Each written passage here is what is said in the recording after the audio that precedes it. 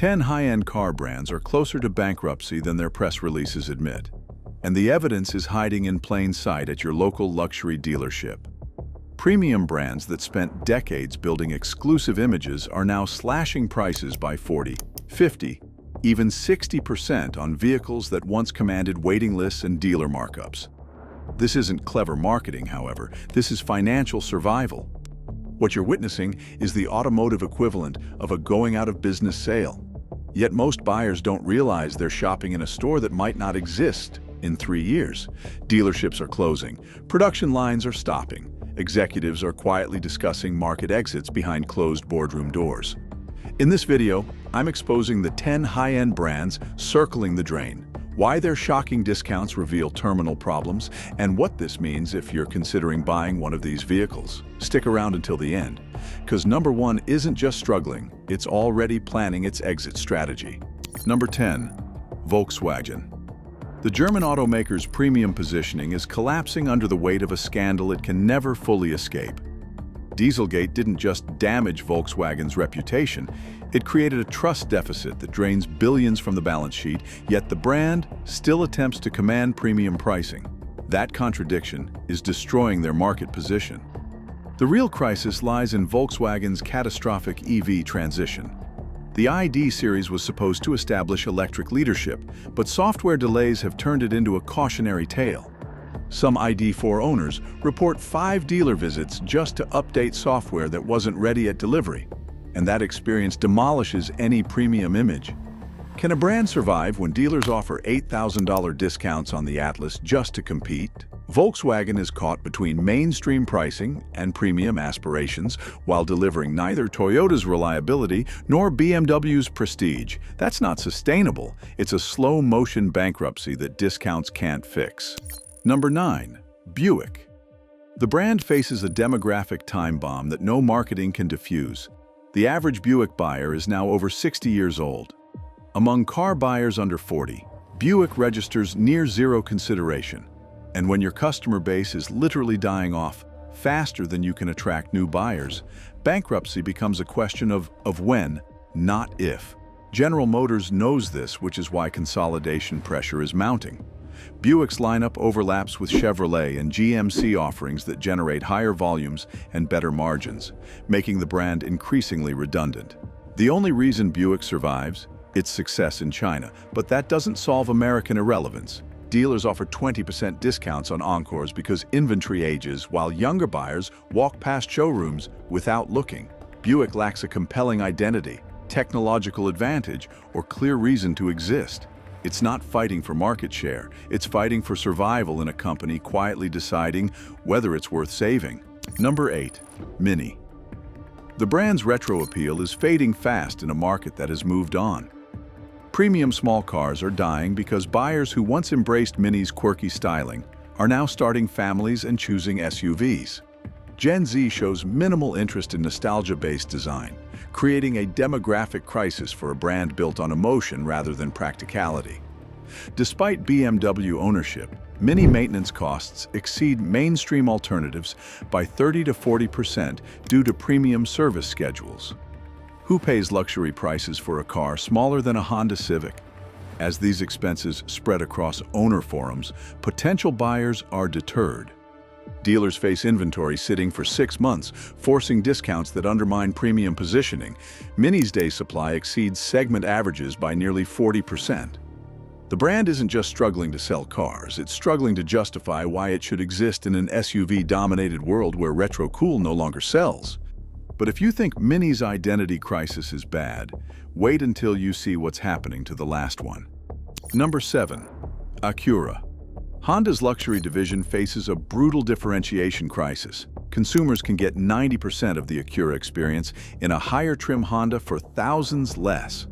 When the RDX feels nearly identical to a fully loaded CR-V, why pay premium prices for badge engineering with leather seats?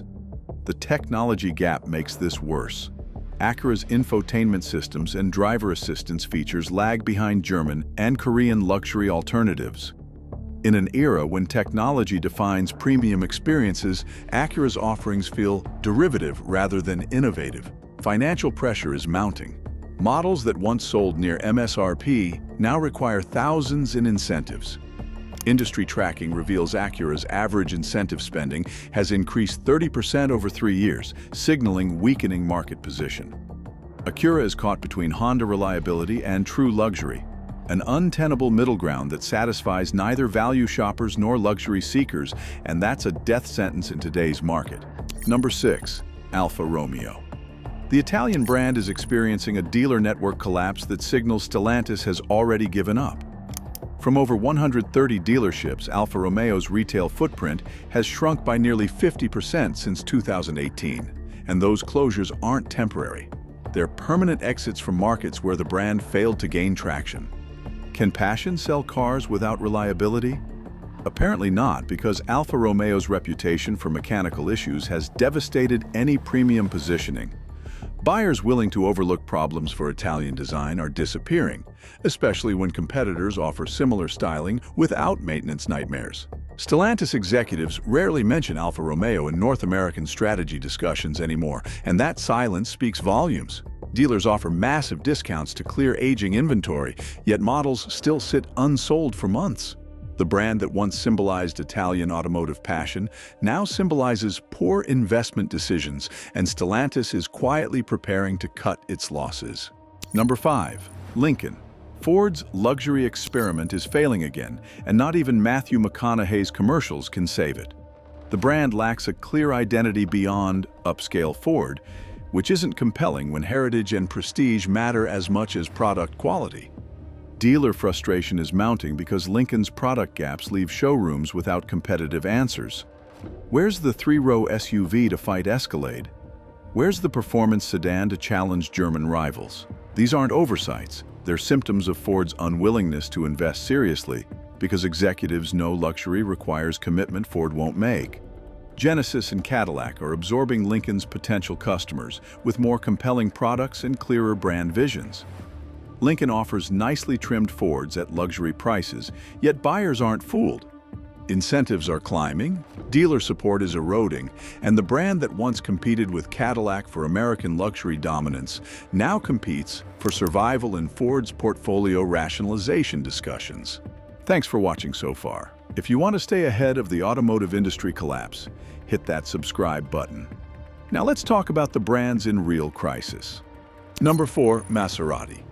The Italian luxury brand is drowning in desperation, offering discounts that would have been unthinkable 5 years ago.